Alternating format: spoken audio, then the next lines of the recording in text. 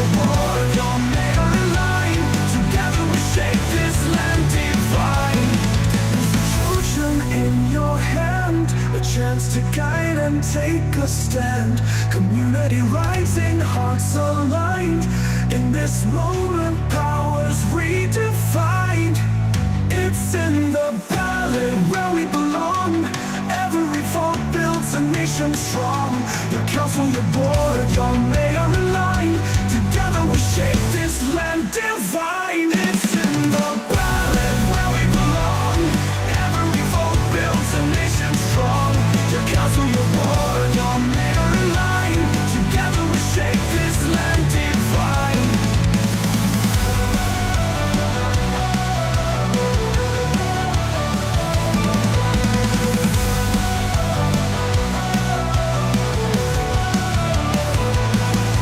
From hills to shores, every voice will soar. Decisions made will open the door to brighter days and skies that shine. Our future's ours, it's yours and mine. It's in the ballot.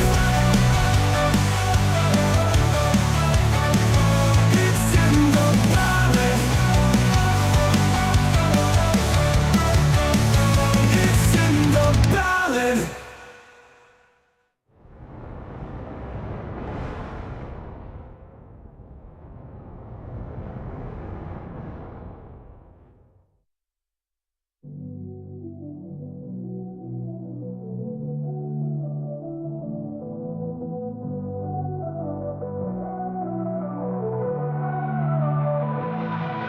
From hills to shores, every voice will soar. Decisions made will open the door to brighter days and skies that shine. Our future's ours, it's yours and mine. It's in the ballot. It's in the ballot. It's in the ballot.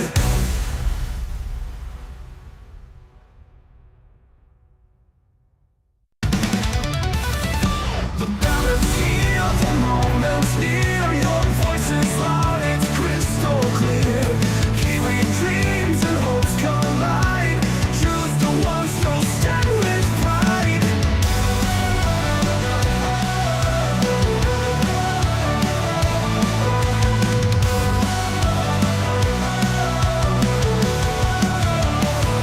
It's in the ballot where we belong. Every vote builds a nation strong. Your council, your board, your mayor line.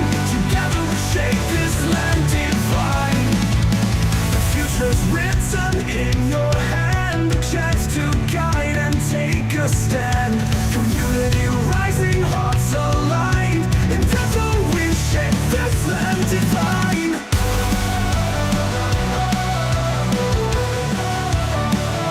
It's in the ballot we belong. Every vote builds a nation strong. Your council, your board, your mayor line. The ballot's here, the moment's near. Your voice is loud, it's crystal clear. Kiwi dreams and hopes collide. Choose the ones who'll stand with pride.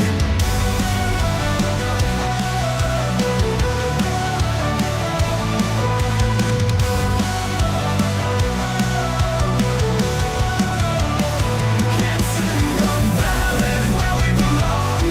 Every vote builds a nation strong. Your council, your board, your mayor line. Together we shape this land divine.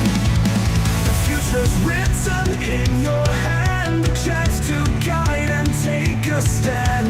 Community rising, hearts aligned. In together we shape this land divine.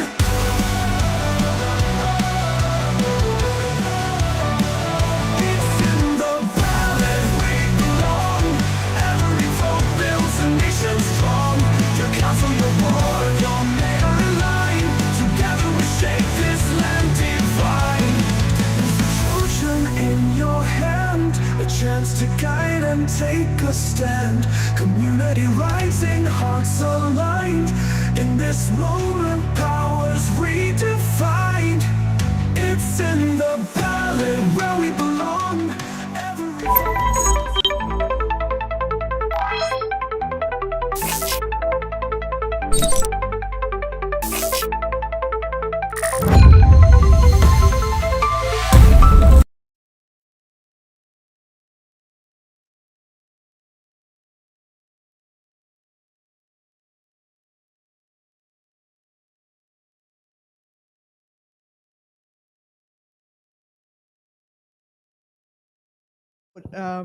For Pawnickyless, as Sam has told me to say. Would you guys like to introduce yourselves? Opening credits first, yes.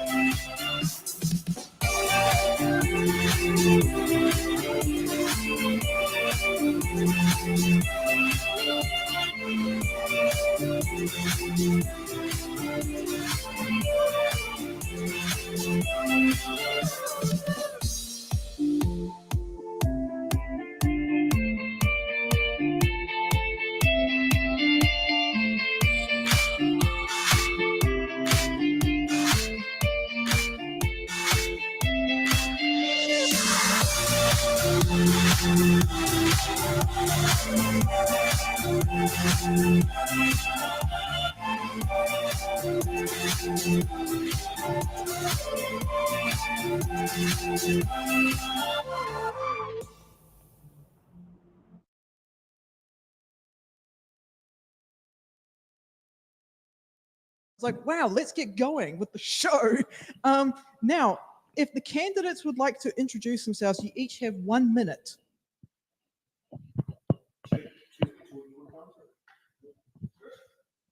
Kia ora, ko Trish Given Tokoinua. I'm running for Pawnickyless this coming election. And I'm running in the Eastern Ward, and I've been living in New Zealand for the last 15 years, 14 of those years in Haitaitai, and I love my community, and I want to serve my community as best as I possibly can. I've spent years working in volunteer groups and community groups right across the city, and I have worked in local government, and I've also worked with many social enterprises, charities across the Motu as well. So I would love the opportunity to be able to serve and to be a part of this amazing city and really give back as much as I possibly can towards it. Thank you. Thank you so much, Trish. And I would love to say that that helicopter flying above us has got even more candidates in it, but that is not the case. So I'll hand it over to you, Nick. Please introduce yourself, your opening minute. Kia ora koutou. My name is Nick Rowan.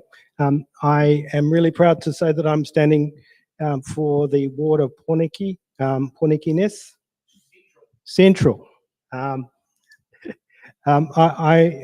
come to this as a very proud Wellingtonian and someone who has served in my community for a really long time, someone who wants to bring a really positive change to not only my ward but also to the city, someone who brings an enormous amount of community experience and the voice of my community to the council table, and I just am really proud to be standing here today. So thank you very much. Thank you, Nick. And last but not least, Rob. Kia ora and good afternoon. My name's Rob Goulden. I've previously served as a councillor for 4 terms back in the very late 90s, and certainly the first 10 years of the new century, I guess. And I'm very proud to be standing to get elected as a city councillor in Pawnicky. Pawnicky. Oh, like Pawnickyless. Yeah, very, very similar. I picked that up in the brief. Yeah, the city's in a, for me, the city's in a little bit of difficulty at the moment. It has some quite severe financial problems and appears to have lost its way a little bit. What do I bring to it? Experience of 4 terms. I've worked on a council before. I've worked on a successful council before, and I'm running again to do that job again. What do I currently do? I just a little bit of background. No, I've been cut out. I've been butted in. Sorry about that, Rob. Hopefully No, we'll get look, more I'm- time to speak a little bit later. I'm devastated. But Oh. I'm sorry to hear that. Okay, so now apparently I have to ask you guys if you want to get questions from boxes. Yes. Now, I have questions here which have letters and not numbers. So. Yes, but here's the box numbers, and then it tells you, let's read them out. Oh wow! Okay, well, You're the question host. I'm the question host. Okay. So that's the question. Who's the question? You're the show host. I'm the show host. Thank you, guys. We're learning this as we go along. This is learning on the job. Okay, so we'll start with you, Trish. What number would you like to pick?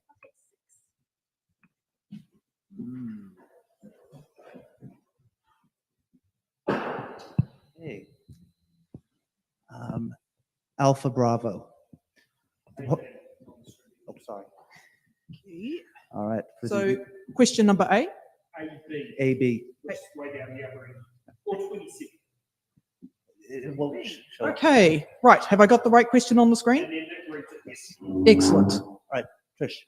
So the Pawnickyless Secondary School Students Association have been lobbying councillors on bringing in 24-hour bus services to Pawnickyless, particularly for students in wheelchairs who cannot get a wheelchair taxi between 7 p.m. and 6 a.m. What is your position on bringing in 24-hour services from the current service levels of 6 a.m. to midnight on weekdays to 7 days a week? I think one of the things that we Don't forget the microphone. Yeah, keep forgetting. This is good practice. This is a good question actually, because I know that safety is a massive issue for a lot of students as well too.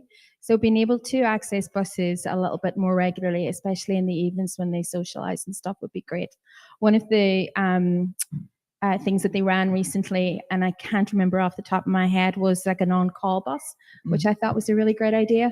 So it was available if you needed it, and just being able to transport people around the city safely, especially in dark evenings and stuff. And I know that's a massive issue for a lot of people, and as well for anybody who has a disability issue.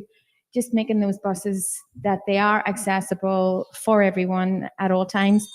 And it shouldn't be just for students either, like for elderly people too, to prevent, because sometimes loneliness and not being able to get out in the evenings is a massive barrier to getting out the door. So I would support it, yes, Excellent. in some capacity.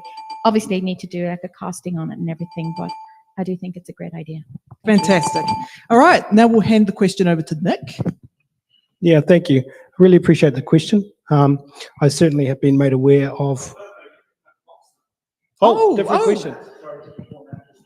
Different. Forgive me, ladies and New gentlemen. question. All We right. are learning on the job. Okay, we are learning on the job. We are All learning right. on the job. Okay, can I have question number 10? Good try, Nick.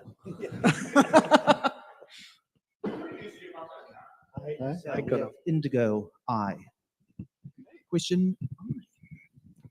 What is your position on water meters, and do you think it's a revenue generation scheme or a recovery scheme? Yeah, that's a great question. I think ultimately we are going to have to go in the direction of water meters. It's just going to become a necessity. The one thing I would say about water meters is that there is a really serious equity issue around water meters and the cost that's going to be faced by low-income households, particularly in this council ward, but also in the wider city. So that would be one thing that I would say that would be a serious consideration that the council table is going to have to face. But we are going to have to place a cost on the water that our residents are going to have to that they will be paying long term. So yeah, I would be in support, but I would also say that there will need to be equity considerations placed around the cost that ratepayers pay. Excellent. Thank you, Nick. Rob, would you like to pick the next box? 13. He's testing That's fate. got to be ugly. Tango, T. T for tango. Alrighty. How much land as a percentage will you designate in the city as greenbelt land? And where do you feel this would best be suited to? I'm just going by what's currently allocated in terms of the town belt and reserve land that we've got at the moment, open space land. I think we've got plenty currently in the city. If there was an opportunity to add that or enhance that land, I'd always be helpful with that, and the things that go with that in terms of looking after that land. Like, for example, the eastern area that I live, the predator-free stuff and what that's brought back. Yeah, I'm happy with where things are at the moment, actually. I think it's great. There's plenty of great spaces for people to recreate in and enjoy. And yeah, I think we're well off for that as a city, to be honest. All right. So from Rob, I guess we'll take it back to Trish.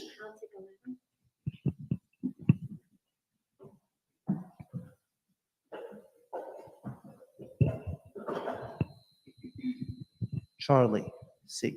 C for Charlie. On Adelaide Boulevard, there has been a huge spike in cyclists using the cycleways, and turning in to and out of side streets is now more difficult for vehicles. Would you support putting in electronic cyclist warning signs similar to what is outside Caltech's Hut Boulevard? This is a great question because I know that this has been an issue for a little while. And yes, I do support electronic cyclist warnings, and especially where the data shows that there is a risk of this happening. Safety for all road users is, it's vital regardless. And I think the onus is on everybody regarding their own safety and being seen. And I also believe that drivers being more aware of cyclists, seeing as those numbers are incrementally growing over this period, is just something that's the new normal, so everybody just has to watch out for each other, be patient with each other as well too, I think is really important, and just, we don't want to see any fatalities on our streets. That's the last thing we want. So yeah, I would anything that keeps those accident rates low and safety high would be amazing. Thank you. Excellent. And now we'll pass it over to Nick. Thank you. I'll take number 1.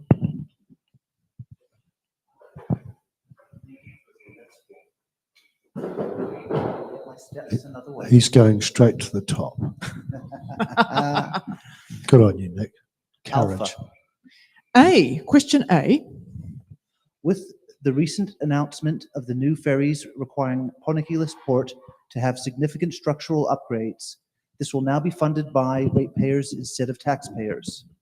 How will you propose to fund this cost? Are you going to borrow the funds or increase the rates to pay for this?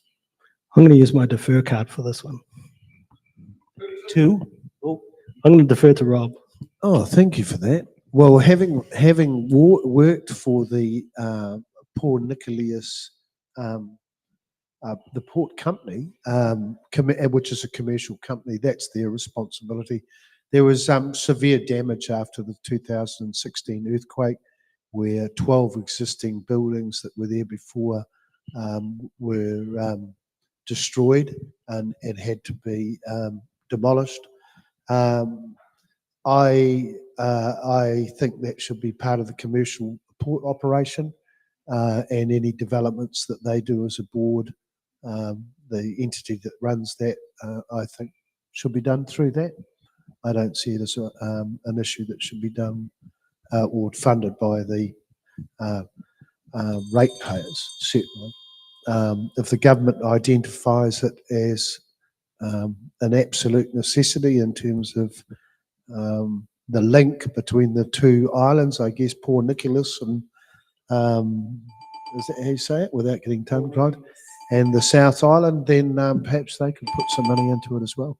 Thank you, Rob. So what do we do when... Oh, okay, now you get to choose a box, Rob. Oh, thank you. I'll go for box number 2.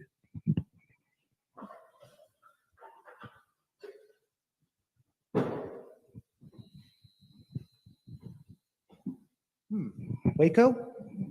W. That's the one. All right. Will you support having council meetings within community venues in the suburbs from time to time in order to become more open and transparent? Absolutely. I think one of the biggest mistakes the current council has made is the lack of ward meetings. I always thought when I was elected some 27 years ago, that part of your responsibility and accountability as a council is to front up at least once every quarter and talk to your residents and ratepayers and people who are concerned about council issues. I see that as an absolute must. So I'd like to see the reinstallation of those meetings, which currently with our current council do not take place, and people feel that they're disenfranchised.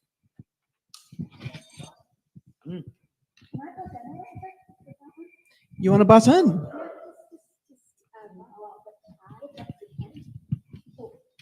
Don't forget your microphone. Microphone, sorry. Just around safety as well. Like, I think one of the reasons why, we don't have as many people from council out and about in the communities as well too, is because of the safety aspect of things. And I think there has to be like a reciprocal kind of like agreements and well managed and well facilitated community meetings whenever we're doing these things. I think would be really vital. And I think building that trust amongst the community as well is really important, because there's been a breakdown of that. And I think it's as a result of many things, COVID, distrust, lots of things that have impacted the world and our city over the last few years. So I welcome them to bring them back, like almost like citizens assembly type events as well. So funding is decided on a local level as well, especially when it impacts the community really highly. So yeah. It's good. All right, now we'll hand it over to Trish. You get to choose a box.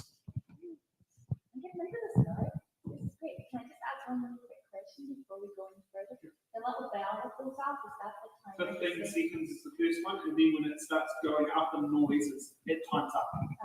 Be really good to hear that as well whenever you were talking to your candidates. I think it would be really clear to just let us know what No problem, and that's a new feature. Yeah, it's The really bell good. part It's is, really yeah. good because Yep. then it Yeah, because it used to be a ear horn buzzer. Oh, goodness me. There's no warning. It improves the show. It's what's violent. Yes. As I say, it's a pilot. That's what you find out what you do wrong. And it's good for us to give you feedback as well too, so that how you think so to make it really comfortable. Yeah. Thank you. Excellent. Hotel. Hotel. So we've got H. Let me find the H question. There we go, ladies and gentlemen. There is a $4 congestion charge for driving a private vehicle into the Silver Mile. What is your position on congestion charging, and if elected, will you increase it, keep it as is, decrease it, or possibly remove it completely? And if lowered or removed, how do you plan to cover these losses? This is a good question. I do think that it's a good idea to have it and keep it as it is, but then there has to be the knock-on effect to make it okay for our communities to accept it as well, and better parking in those other areas that surround the Silver Mile, and better public transport to get into the Silver Mile. And I think that would, so I'm not answering this very well, very clearly. I would keep it. I just feel like we were just talking about the Silver Mile a few minutes ago, and like one of the things to make it a more livable city that people walk around, almost that European feel. And even though we're not Europe, we still have beautiful days like today in the middle of winter as well. And that makes it all really, really enjoyable to be out there and about and bringing that people to our streets with a beautiful vibrancy. Thank you very much. And now we'll pass it over to Nick. Pick a box. Thank you. Can I pick number 20?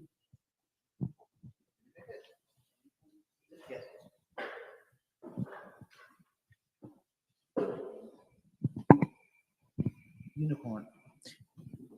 U for unicorn. Well, What is your policy on making a percentage of the roads a loading zone within the Silver Mile district that is long enough to fit 2 class, 2 license size trucks? Closer? All right. Huh? Can you hear me? oh, I can hear you. Okay, good, good.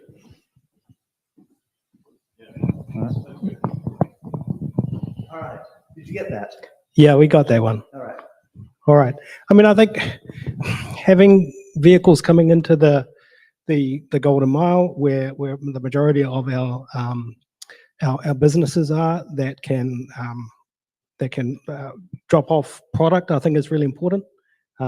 So I think it is important that we do have vehicles, trucks that are coming in. I think the question is when they do come in, because I think having trucks coming in all day, all parts of the day, I think that's when you start to have trouble with congestion, because I think one of the clear directions is that we use the Golden Mile for public transport, active transport modes.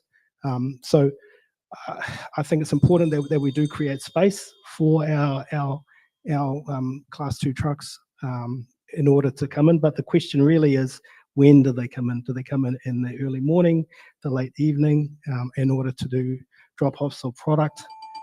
So for me, that's the question. Thank you, Nick. And now we'll pass it over to Rob so he can choose a box. Number 8.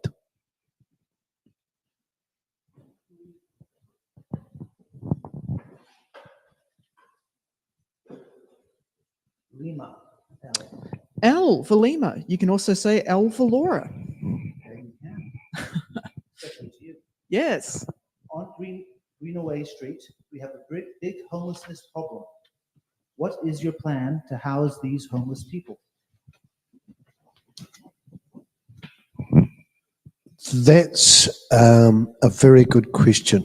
It's a problem at the moment in the city. Council's current solution, or one of its solutions, is to lease a few buildings and turn that into low-cost housing. A lot of the people that need, particularly the homeless ones that are very visible on our streets at the moment, have got other issues, and a lot of those are from the background they come from, or alcohol and drug issues, and that's what a lot of the begging and, I guess, unsocial behaviour on the streets is all about. I've thought for a long time that we need some alternatives. I don't think the central city is probably the best place to have large groups of those people that are in that position. I think the social housing should be spread out. I've got social housing even in the street I live in. It works well. The other thing we need is a wet hostel where the people that need some of those services for mental health. Rob, I will have to pass it on to Trish. You love pushing it to the limit, and I love that about you, my man. Trish. I've got plenty more to say. I'm sure you do. Trish, please pick a box.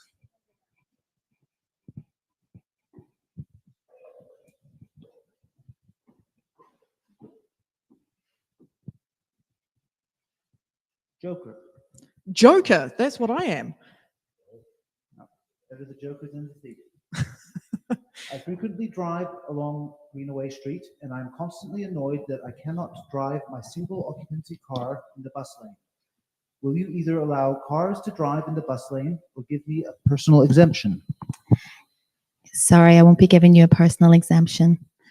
I think that single occupancy cars driving in the bus lane defeats the purpose of what we're trying to achieve by having a bus lane in the first place. So the buses can move faster along those, especially at peak hours. And yeah, I think, encouraging people onto public transport is really important, especially, I know public transport and active transport isn't for everybody as well. But if you are able to, come into the city, just looking at those other options, having a reliable bus service as well that shows up and that there is space to get on, because I think it's a two-way thing here as well too, and working closely with the regional council around providing more bus services if that's an issue, why you have to bring your car into the city for whatever reason, and really consider when you do these things, and the time that it may take you. So no, I won't be supporting that. All right, I'll hand it over now to Nick. Please pick a box, sir. Thank you. I'll pick number 12.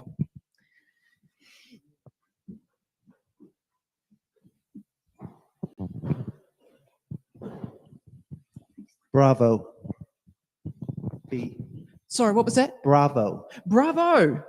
For me, really? Encore even. All right. The Smiling Bay Residents Association have started a campaign to remove all 10 inline bus stops from Smiling Parade and replacing them with 15-meter offset bus stops that do not allow people in wheelchairs to board and disembark from public transport. Will you stand up to this vocal group, making sure all of Smiling Bay's bus stops are accessible to all public transport users, or will you cave into Smiling Bay Residents Association campaign and prevent wheelchair users from reaching essential services in Smiling Bay? Thanks for the question.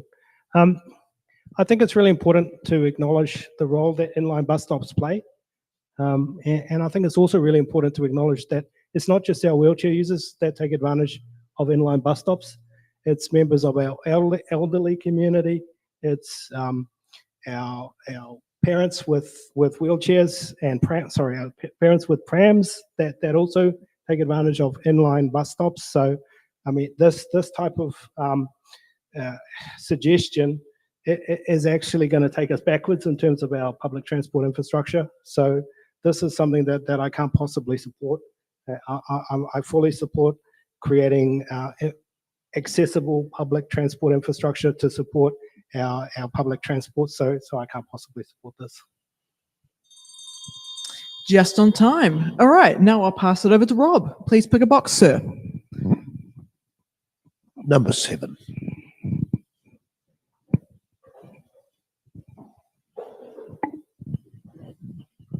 Delta. D. D.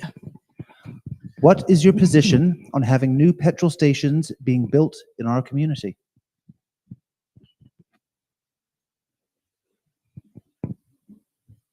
I think any new ones, in fact, if anything, there's been quite a decrease in the number of petrol stations, certainly in Wellington. I think what we need to be doing is building a different sort of station, and that's ones where vehicles can power up, if you like, with the green energy that we're starting to produce now with wind farms and everything like that. So I think there'll always be some sort of petrol stations, certainly for the rest of my life, and for the foreseeable future. But I think you're going to see a decrease, if anything, rather than an increase, which you're already seeing. So I hope that trend continues. Excellent. Just in time, Rob. And now I'll hand it over to Trish. Oh, but I had more to say. You had more to say? No, just joking. You weren't pulling my leg there.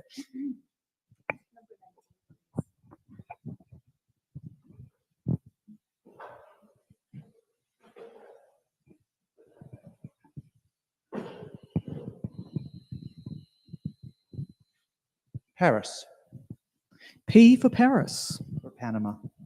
Or Panama. All right. What heating sources will allow the council to consent when building new dwellings? Absolutely 100% renewables and enviro-friendly heating sources, such as heat pumps, which can be very economical and low cost for a lot of lower income families. Well insulated buildings as well too.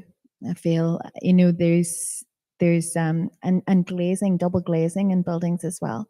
So building standards really need to up their game as well too, as far as keeping that heat in to keep our families safe and warm, especially, and reduce illness as well over these times. And looking at ways to support families, even if they wanted to reheat or redo their heating systems, and getting rid of solid fuel heating sources, which at the end of the day defeats, you know, causes issues around pollution in the air, and also it's not a viable source of heat production as well for families.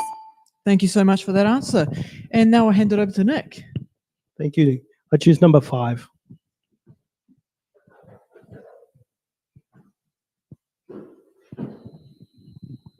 Xerxes. X. X for xylophone. Or X-ray would have Or been X-ray. obvious, but yeah. Would you be prepared to accept cash payments, bribes, in order to sway your council vote one way or another that could be in favor or against your community's best interest? I think this one kind of answers itself, really. That would be a fairly, a solid no. So yeah, that's all I have to say on that one. I think that's probably the easiest question yet. All right, Rob, I'll hand it over to you now. Pick a box, sir. Number 5. Thank you. Have we had that? Oh, number 3 then. We'll go for number 3.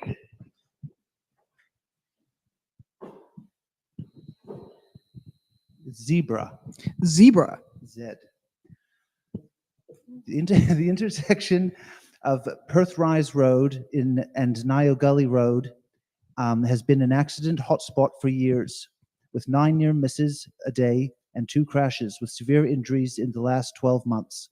The council has been looking at options such as traffic lights, speed humps, cushions, 4-way stop signs, and electronic warning signs, but have ruled out a roundabout because it would not be able to accommodate buses making a 45-degree turn in and out of Perth Rise Road. What option would you support when that decision comes to the council table? I'd support the issue, a roundabout.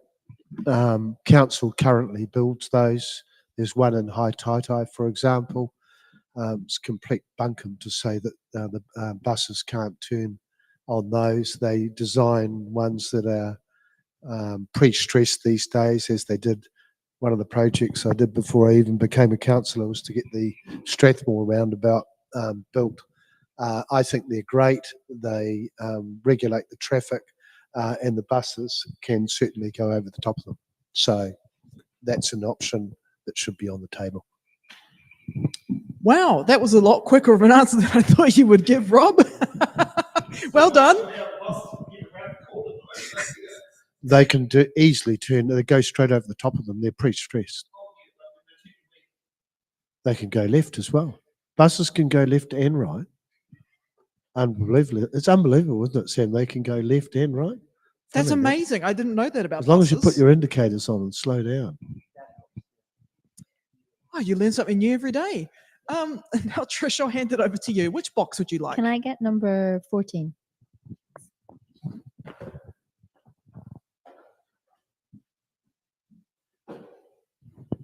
Sierra.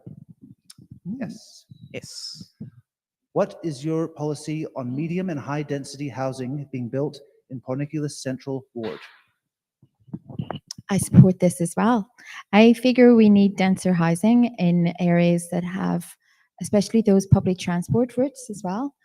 But I do believe that you shouldn't sacrifice heritage just for high density. I think there is a little bit of give and take that could happen there as well too. We don't want to destroy our city and like completely wipe out everything that tells our history as well, and that's really important. Those storytelling things and seeing these streets or houses on our streets. But I do believe that we do need more housing as well, but it has to be done in the right way, and it has to be done with well thought out design that suits the area as well. It's really important. And I also feel that cost, like, that's one of the things that's been one of the bugbears for the last little while, is that getting density doesn't mean that it's going to be affordable, but density can make it affordable too. And there just has to be ways of looking at that a little bit deeper and further, and not just wipe it out straight away or just cross it off the list of things that we can do. Oh, thank you you. got it just in time. Now I hand it over to Nick. Thank you. I choose number 18.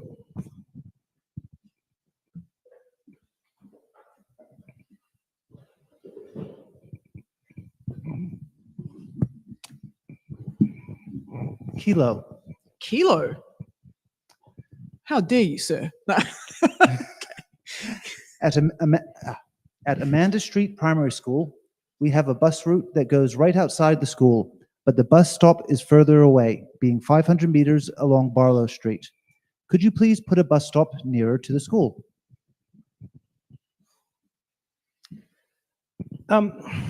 Yeah, this is an interesting question. I think, we should be having our bus stops closer to our primary schools, because we get into situations where our kids are having to walk long distances to the schools and potentially crossing roads. So this would be something that I would be supportive of, moving bus stops closer to our schools. However, as an elected representative, this is not really a discussion that you should be getting into about specifically where specific bus stops are, because this is really a decision that should be made by people that are more that have a better insight on where bus stops should be placed. But generally speaking, I am supportive of our bus stops being closer to our schools. Thank you very much, Nick. And now I'll pass it over to Rob. Please pick a box, sir.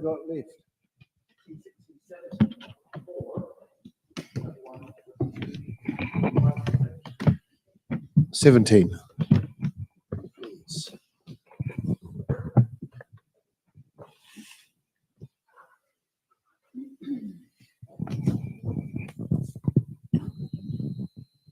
Quebec. Quebec. Quota Q. All right. What's your plan on making sure we as a city spend ratepayers' money wisely and stop the wasteful spending? Currently, I think there's got to be an end to some of the glamour projects, to be honest. If we're talking about our city that's currently $1.8 billion in debt, and that equates to, if you just look at the actual number of ratepayers, it equates to about $26,000 of debt per ratepayer. The council needs to take a long, hard look at itself and work out what it can afford. There's a wish list, of course. What we'd like to do is very different from what we can actually do as matched to what our priorities should be. And one of those is the water pipes. And for me, infrastructure is the most important thing for not only the water pipes, but public transport, which we've just been talking about. That's the priorities council should be in for me. Thank you, Rob. And now I'll pass it back over to Trish. I will have number 16, please.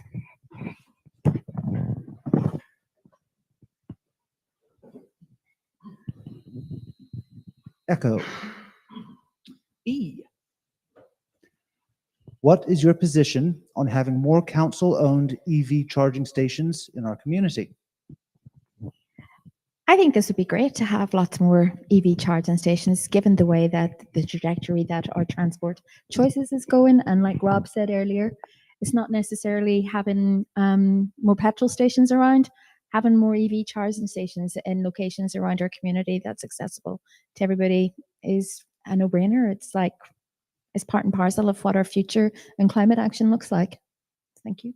All right, now I hand it over to Nick. Thank you. I choose number 21.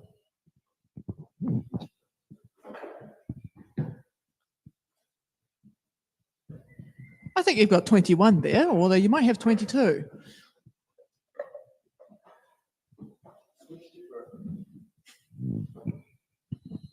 Romeo. Ah, for Romeo. Remus. Whoop. What is your policy on heritage housing in Pawnickyless Central Ward?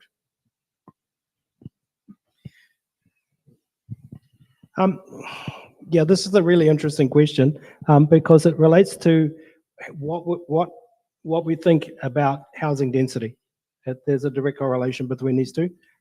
For me, I'm a really strong advocate around getting more housing into our ward and ultimately into our city. And I think we're going to have to get to a point where we're going to have to start making some really tough decisions about what the amount of housing that we want to have in our city. And there are some places within not only our ward, but also in our city where we're going to have to make some really tough choices about whether we want more housing or whether we want the city to look the same. So for me, I would err on the side of having more housing and creating more opportunity for people to live in housing that is affordable to them and that is warm, safe, dry, and accessible. And that's where I would fall on this issue. Thank you, Nick. And now I hand it over to Rob. Please pick a box, sir. Number 4, please.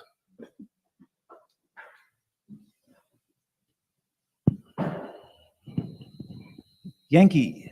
Yankee. Yankee.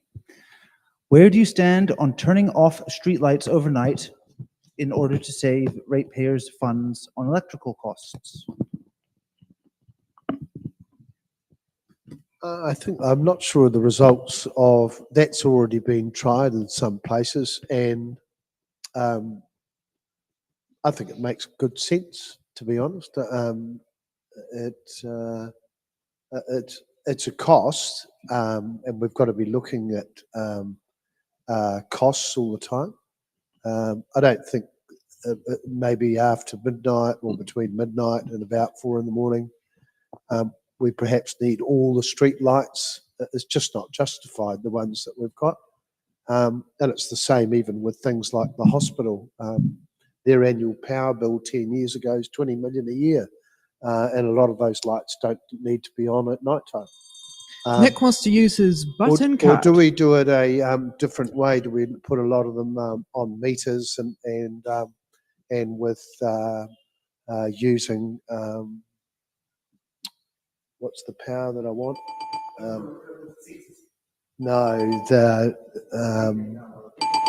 No, just even with bus stop lights and things like that, where we can use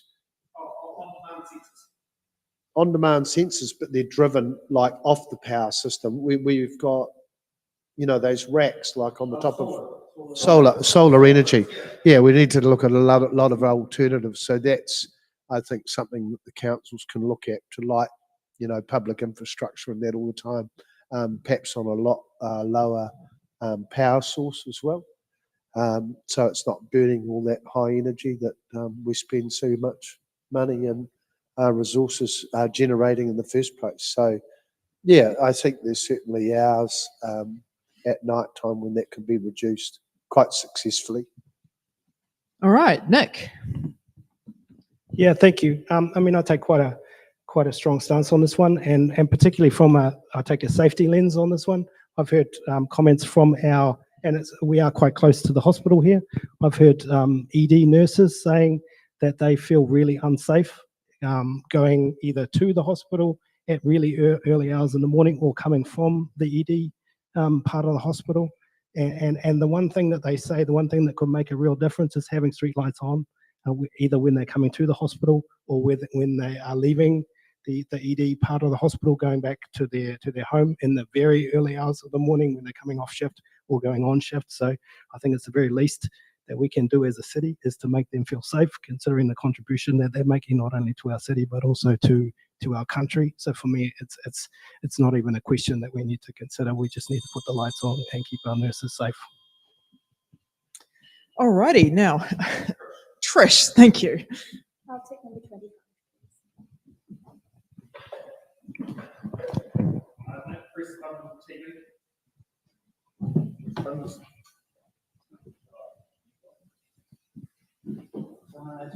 Buttons, who's got the buttons?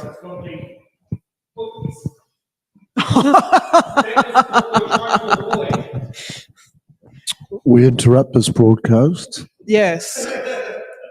to bring you a commercial break. We've got a minor technical glitch. And fixed. And it's fixed. been Now that- fixed, so we're back on here. Now that is skill. All right, golf. G for golf. With an increasing aging population, what sorts of requirements will you be imposing on disabled car parks as a percentage of total car parks, both on public and private parking land for public use?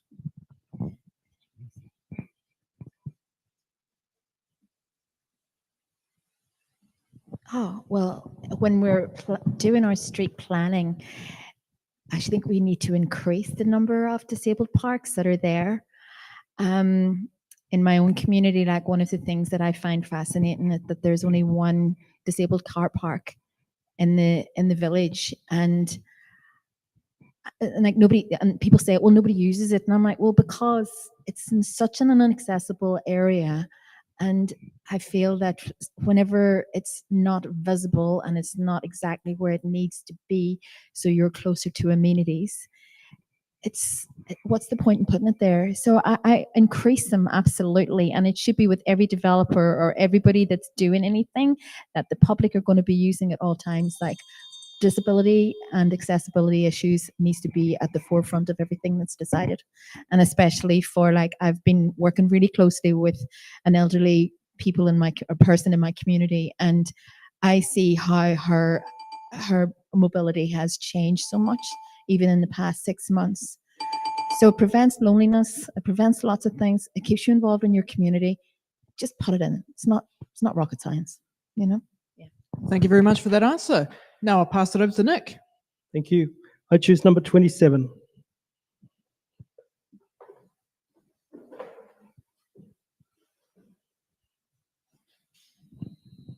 Foxtrot. Foxtrot. That is in F. That is. If you are elected, will you finish your term as mayor, councillor, or could we expect to see a by-election if you are also elected as an MP?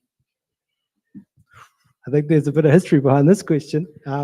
But yeah, absolutely. I mean, if elected, I will absolutely finish a term that I'm elected into, and there will be no by-elections. So I commit to that. Alrighty, now I'll pass it over to Rob. Pick a box, sir. 15. Thank you.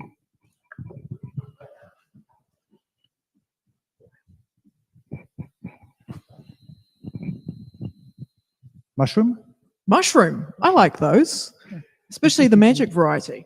Ooh, magic. All mushrooms are magical. A number of cemeteries across the city are approaching capacity. Will you allow our citizens the option of burial once the cemetery is full? And what are your plans for our Whenua Cemetery once it is full?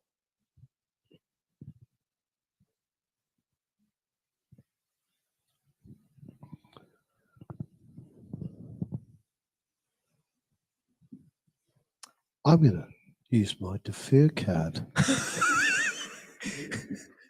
I don't like talking about dead people. For once, Rob is lost for words.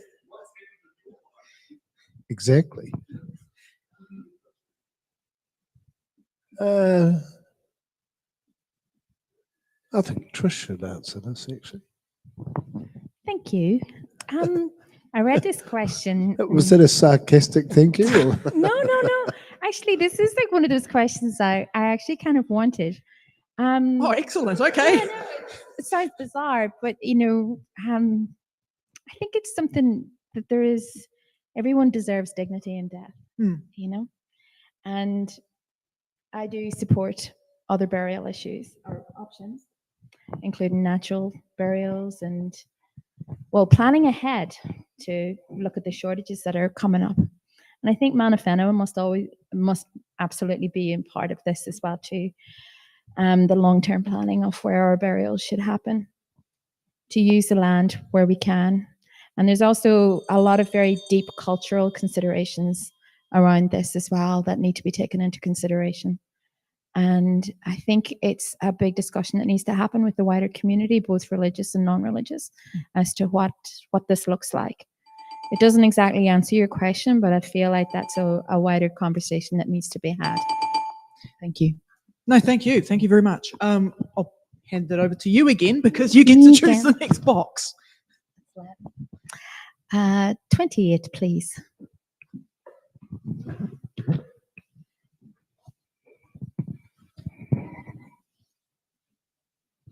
Sorry, side game of Jenga.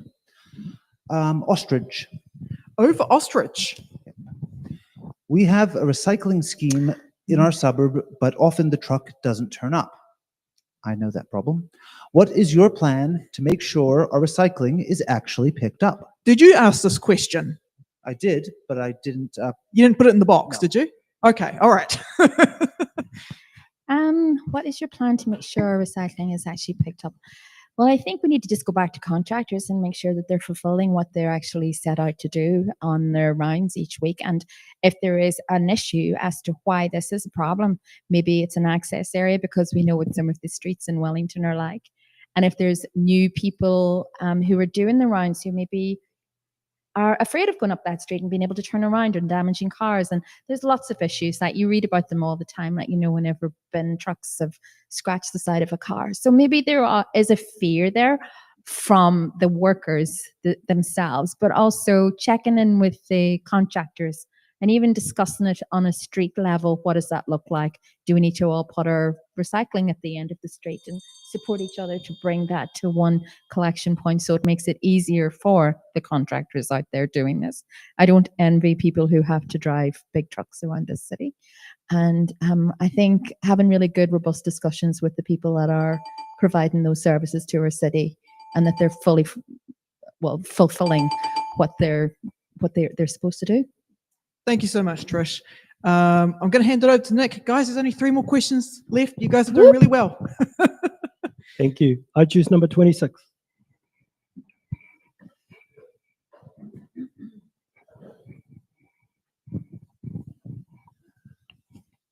AA.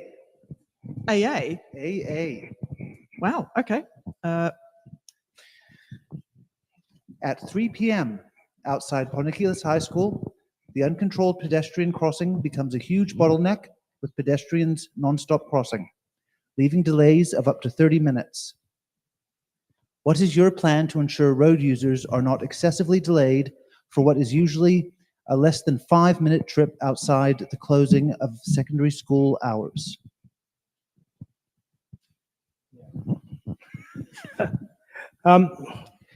Yeah, I mean, that's a good question. I think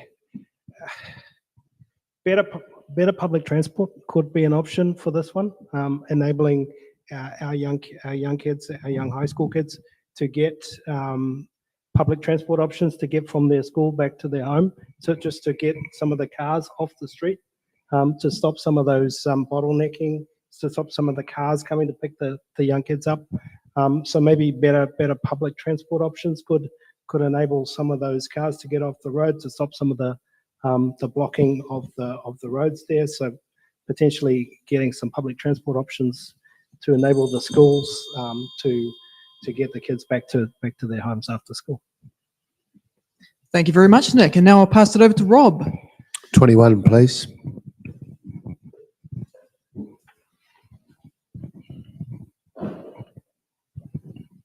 Alpha. Alpha. No. Victor. Victor.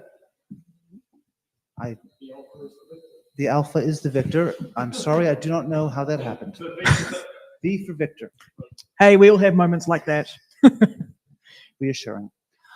With rates bills becoming more expensive, what alternative revenue options are you planning on enacting in order to maintain the current level of services?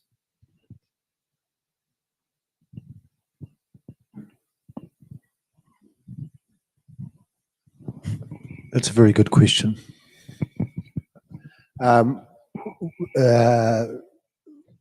Pawnickyless is in a bit of a difficult situation at the moment where we've had COVID, government cuts, and a financial crisis, I guess. The other thing is it's not a manufacturing town, therefore it's a political town.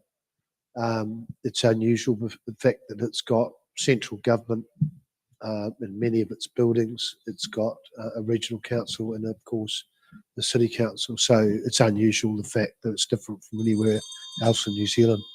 I think what we need to do here is look at the things we're doing and the type of city that we've got and the vision that you have for how we see our city in 25, 50 or even 70 years long after I've left this planet, and what we do, how to encourage business here, what else we're going to do, things like developing the film industry, maybe making Wellington an IT hub. No, I just have to pass. I know Rob has a lot to say on this issue. Making Wellington, Pawnickyless, the arts capital and culture entertainment for New Zealand. I do have to pass it on now to Trish. I'm sorry, Rob.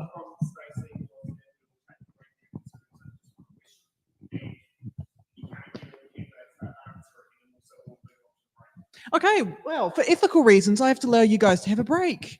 How do you feel about that? Well, I'm very concerned about that guy that was going to take the bribes. What was it? Was it right? Yeah, I was going to read his. I have a card here with the Miranda rights. I was going to actually read them to him. You're not obliged to say anything, Nick, unless you wish to do so. But anything you do say will be used in evidence against you. Excellent. Okay, so we got a 10-minute break. Please enjoy your break.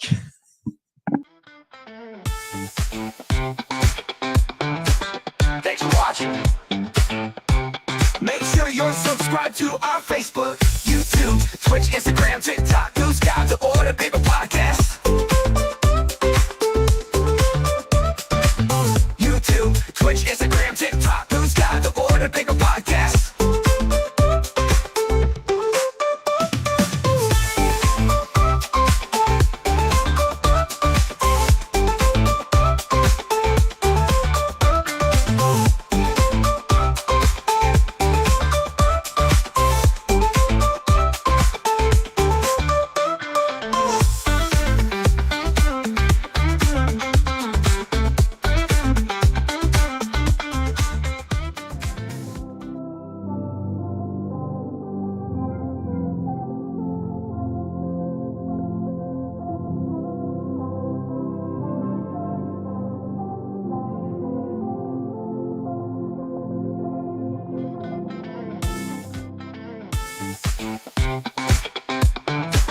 Thanks for watching.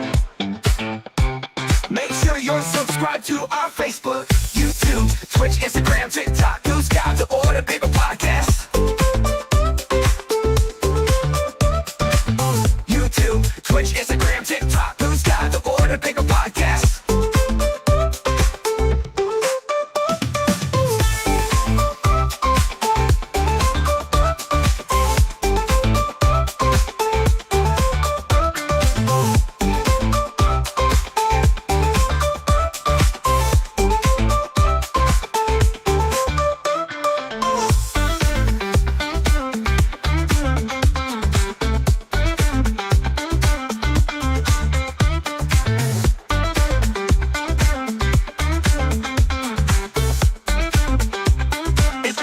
Paper Podcast.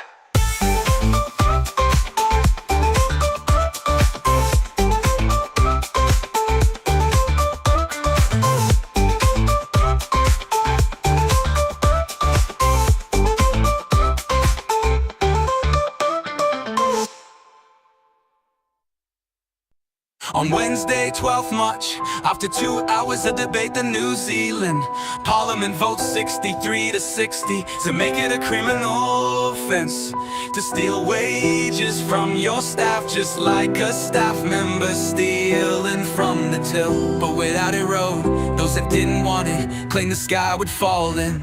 Katie said it would clog the courts. Carl said it would become a bureaucratic nightmare. Laura said we already have the appropriate measures in place. Vanessa claimed it would be hard to determine mens rea. Vanessa also bring up it's gonna be harder shifting from probable cause to beyond a reasonable doubt. Dan doesn't think it's needed because it will not make our community safer. Grant doesn't want it because he doesn't want to have a police officer knocking on his door because Mrs. McCullum forgot to hit pay now when doing the wages. Katie doesn't want thieving employees to suffer reputation damage, stopping them from exploiting employees in the future. But stealing from your staff members' pay packets is now illegal, just like stealing from the bosses to wage theft.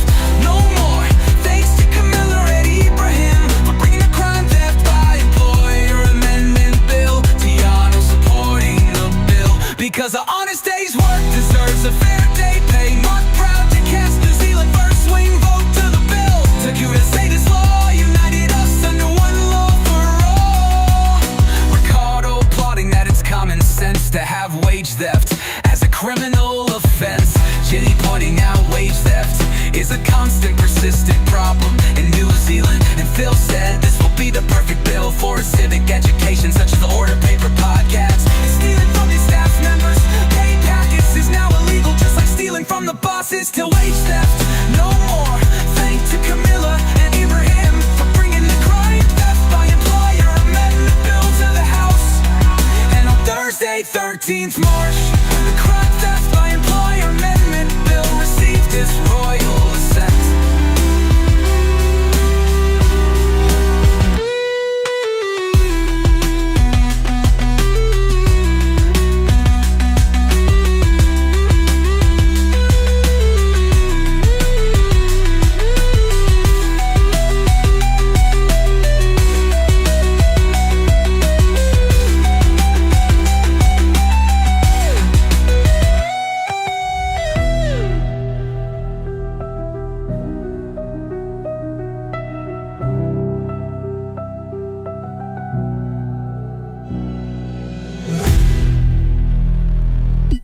Wage theft no more, thank to Camilla, our hero line, for bringing the crime theft by employer amendment bill to the House in its royal assent.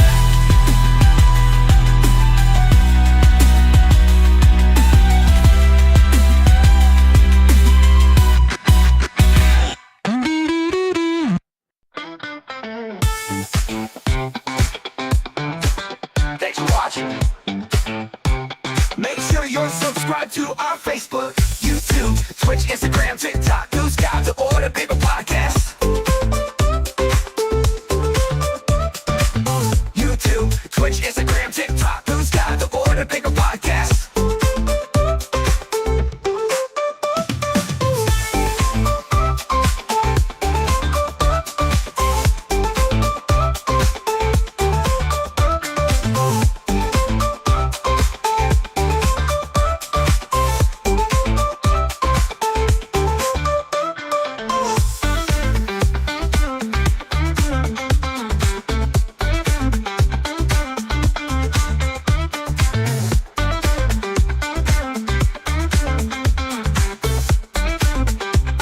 It's the Order Paper Podcast.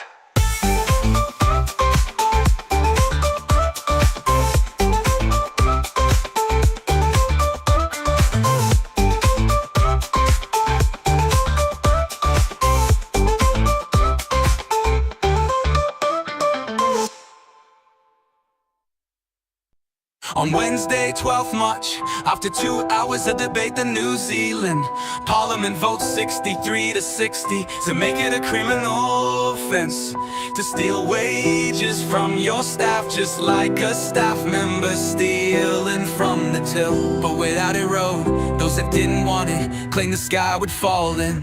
Katie said it would clog the courts. Carl said it would become a bureaucratic nightmare. Laura said we already have the appropriate measures in place. Vanessa claimed it would be hard to determine mens rea. Vanessa also bring up it's gonna be harder shifting from probable cause to beyond a reasonable doubt. Dan doesn't think it's needed because it will not make our community safer.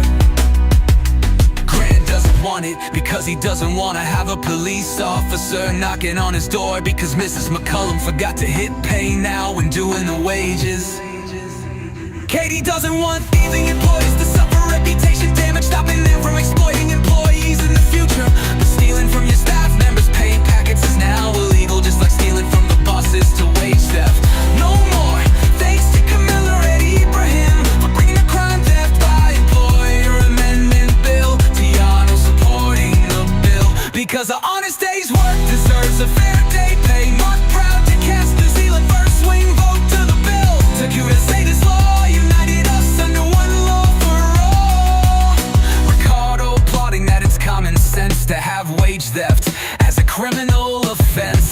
Ginny pointing out wage theft is a constant, persistent problem in New Zealand. And Phil said this will be the perfect bill for a civic education, such as the order paper podcast. Stealing from your staff members' pay packets is now illegal, just like stealing from the bosses to wage theft.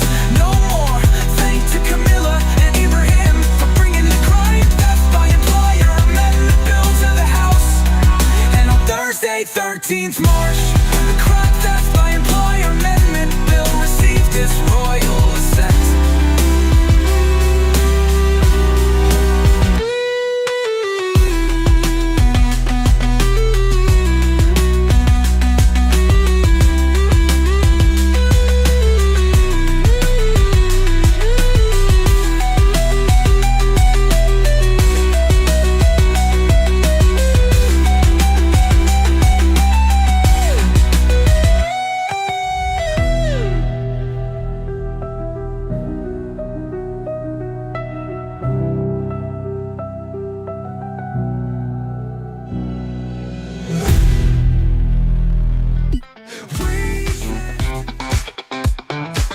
Thanks for watching. Make sure you're subscribed to our Facebook, YouTube, Twitch, Instagram, TikTok. Who's got the order paper podcast? YouTube, Twitch, Instagram, TikTok. Who's got the order paper podcast?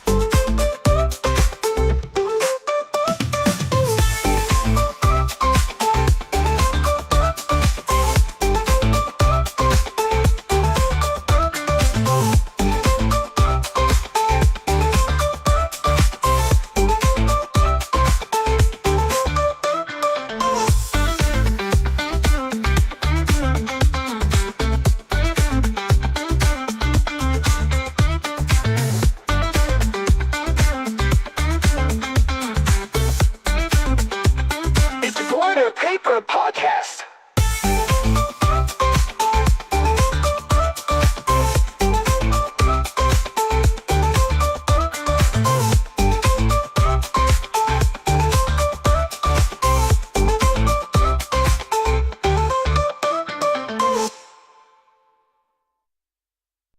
On Wednesday, 12th March, after 2 hours of debate in New Zealand, Parliament votes 63 to 60 to make it a criminal offense to steal wages from your staff, just like a staff member stealing from the till. But without a road, those that didn't want it claimed the sky would fall in.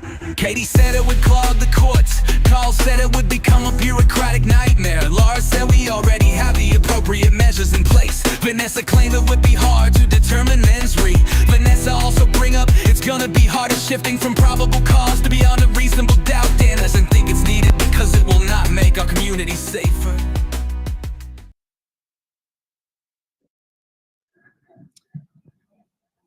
And we alive? Fantastic. Hard wedding questions time. Okay. Well, welcome back, ladies and gentlemen. I am your host, Laura, and I'm here with our three wonderful candidates, Trish, Nick, and Rob. And we're going to be asking hard-hitting questions. So, the first hard-hitting question. So you each get a minute to answer this question, I believe. Yes. Okay. So to Trish, we'll start with you. What is your position on the Silver Mile upgrade that would remove private motor vehicles from the Silver Mile and making it pedestrian bus delivery of goods or services and active mode transport only? Mike, I fully support the Silver Mile. Creating safe places for people first, streets that boost local businesses, improves air quality, and creates vibrant public spaces. And delivery and accessibility must be taken into consideration and how this is actually going to impact the businesses that are there currently. But I do believe that the end result will be something amazing, and it'll be a destination location for many, many of the people of our city, and make them want to come into the inner city more. Fantastic. Now I'll hand it over to Nick. The same question to you, sir. Thank you. Yeah, my position is that I do support the upgrade of the Golden Mile, getting our cars out of the Golden Mile, getting public transport, active transport into the Golden Mile. My one difference around this is that I do support getting other forms of transport that enable people who aren't able to use our public transport systems into the Golden Mile, because people have a right to come into our city. And if people aren't able to use our public transport, then they do have a right still to come in. And that means through the use of taxis and also through the use of private motor vehicles with total mobility. So that for me is an absolute necessity.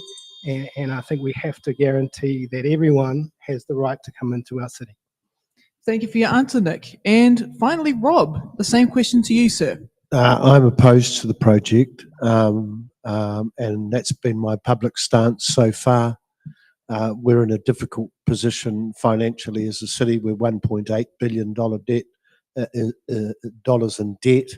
There was an $800 million hole in the budget this year. The council tried to sell the airport shares to sort of bridge that, and the very next day, with that financial situation, decided that they would spend $150 million on the Silver Mile, as we call it, but which stretches from Courtenay Place to the bottom of Lambton Quay. I think this is a vanity project.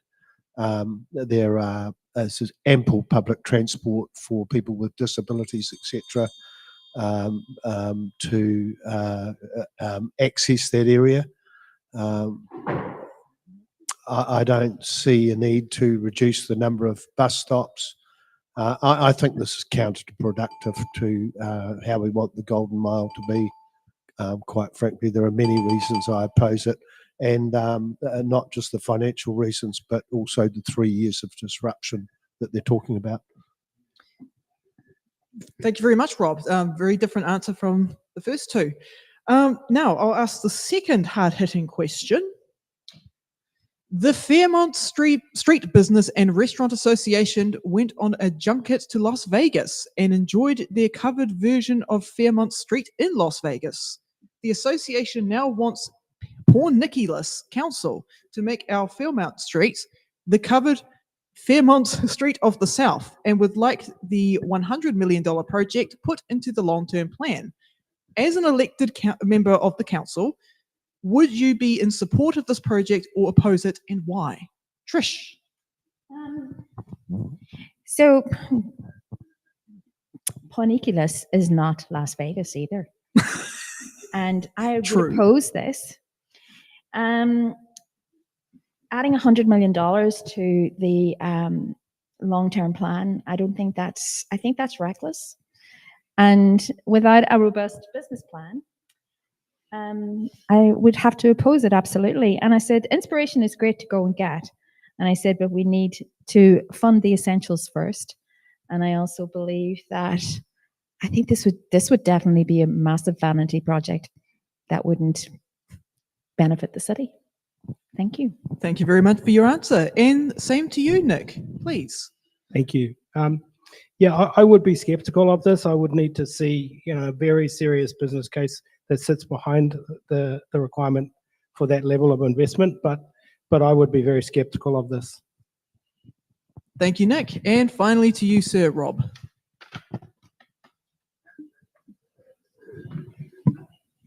Have I run out of deferred cards? This is a hard-hitting Oh, question, really? sir.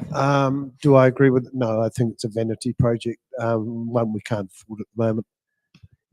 Excellent. Okay, now for the, I believe it's the last hard-hitting question. As for those those people that went to Las Vegas, I think we should tax all the winnings that they made in Las Vegas, and again, maybe they should be read their Miranda rights.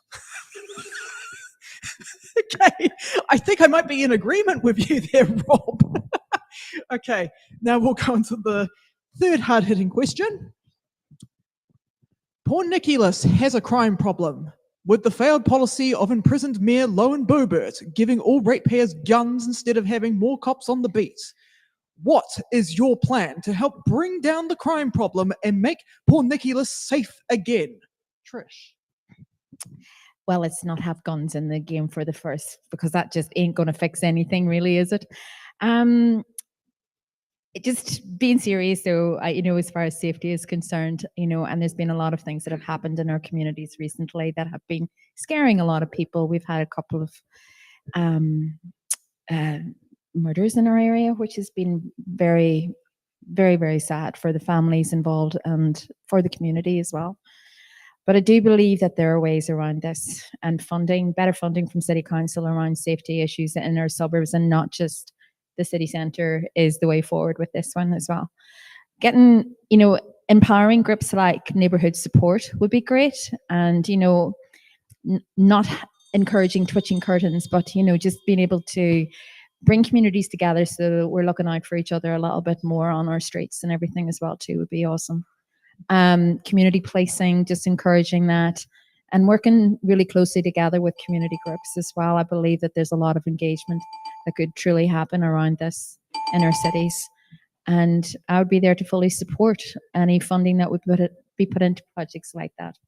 And just making our streets safer at the end of the day, I think is really, really more important than anything. Yeah, thank you. Thank you for your answer, Trish. Now, same to you, Nick. Thank you. I think if people in our city feel unsafe to walk around our streets during the day and the night, I think we have a serious problem. And I think that's something that as a council we need to turn our attention to. And I think we've already mentioned previously around the street lights. That's something that's a basic thing that we can sort out. But I think also investing into community safety teams to enable people to feel much more safer on the streets, partnerships with Māori wardens to enable that to spread out into the wider city is something that we can also do quite easily. Partnerships with community groups as well to enable that to spread even further into the community, to build up trust within our communities, are all things that we can do to make people feel safe, but also to actually be much more safer in our communities. Thank you for your answer, Nick. And finally to you, Rob. Yeah, I think it's got to be a bit of a. I'm glad Lauren's in prison anyway, because she was a horrible mayor, and it gives me the opportunity to bring about change in the city. It's a horrible perception to have about the central part of your city of having a crime problem. There are numerous ways to deal with it: lighting, good public transport, safe areas, more police, as we've just seen on the beat, or certainly more active police officers on the beat, and those wraparound services that we need for many of the people that are actually on the streets, creating that perception that they're unsafe, having access to those. So that's really important. So, and places to take people also when they decriminalise the offence of being found drunk in a public place, for example, with the summary offences back nearly 40 years ago. I think people need to be held accountable for their behaviour as well. But there have to be places, they never built these places, detox centres and places like that for people who overstep the mark. Well, you all answered that question better than I did when I was pretending to be a candidate. So well done. And now, That's because I'd make a better mayor than Lauren Brobert or whatever her name is. and you would make a better mayor than me, that's for sure. And now for closing statements. Trish, your 1 minute closing statement, please. Nice. Gosh. Thank you very much for having me along this afternoon. You're very to welcome. Participate in this. It's been an absolutely great learning curve, and I felt that you guys were really well prepared as well too for us. I would like to just share something with you recently that I was at a talk last week, and one of the things that one of the women said was that if you are not ready to serve, leadership is beneath you. And I feel that one of the things that makes a great leader in our city is the people who have worked amongst the people and in the communities that we deal with and speak to and work with every single day.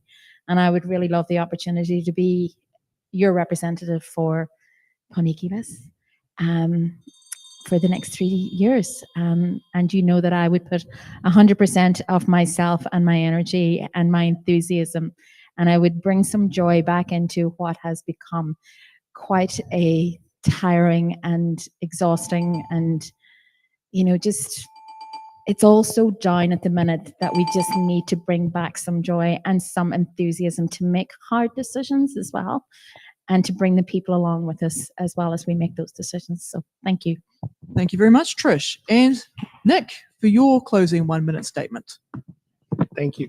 It's clear that the water Pawnickyless and the city has some serious challenges that we're facing at the moment. It's also clear from the people that I've been talking to that the people in this ward want to see change. They want to see strong leadership, and they want to see candidates coming through who are going to bring through the voice of this ward into the council table. They don't want to see people who are coming through who are going to be the same as it was in the past. They want to see fresh faces, and they want to see strong agendas coming through. And if you vote for me, then you'll be getting a fresh face and a strong agenda coming through. So I ask you for my support, and we'll go through and we'll deliver the change that you're asking for. So I ask you for my support. Thank you. Thank you, Nick. And Rob, for your closing 1 minute Yes, statement. it's good that that dastardly mayor remains in prison. It's time for new leadership and a united council. I think the council's amply demonstrated that they're fractured and not capable of leading the city properly. So time for new faces, perhaps, and maybe some old faces that have been there before, because we need a combination of experience and people with the energy and the I guess the drive to change the city to what we need. I think we need a new vision. I think we need to look at our priorities. We need to sort the finances out. We need to make the people feel safer, and most importantly, we need people to participate in democracy. They need to get out and vote for the city that they want. And once we've got a new council, to work with that council as a united team, delivering, consulting properly, having ward meetings, and all those things, issues that we've talked about this afternoon. So thank you to It's in the Ballot for inviting us here this afternoon. I'll look forward to serving you as your new mayor if I'm elected, along with Councillor Nick and Councillor Trish, who look like they've got the right stuff. Ladies and gentlemen, how fantastic were our candidates. And thank you so much for sitting through this pilot show. I'm brand new to hosting this type of stuff, so thank you so much for your patience. And thank you to Sam as well for his patience. And yeah, we'll move on to closing credits. And thank you so much for turning up today. You're most welcome. Thank you.